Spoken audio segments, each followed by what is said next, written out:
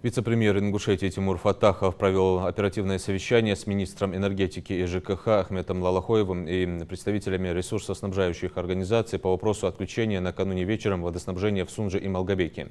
Отключение произошло из-за аварии ввиду ветхости труб.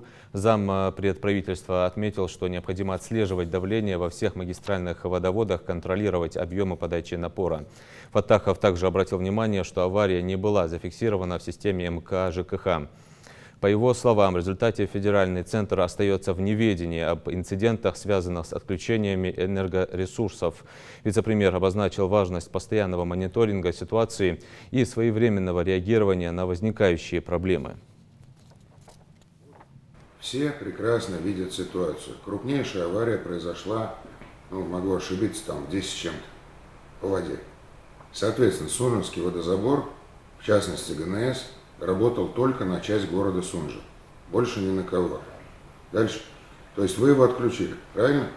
Не, он работает наборно, резервуар наполняет. Ну вот он резервуары наполняет, но в принципе, воду он уже в северную часть республики не подает. Что мешало в этот момент Ингушэнерго произвести все свои плановые, внеплановые, аварийные работы? Вы же в штабах видите это все. Вы видите о том, что водозабор на сегодняшний день не выполняет свои функции.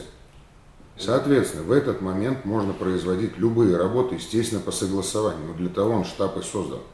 В результате от Ингушэнерго ни в группе по электроснабжению, ни в группе по водоснабжению никакой реакции абсолютно нет. Коллеги, под протокол прошу. Реакция в оперативных штабах должна быть не более 5 минут, независимо от времени суток.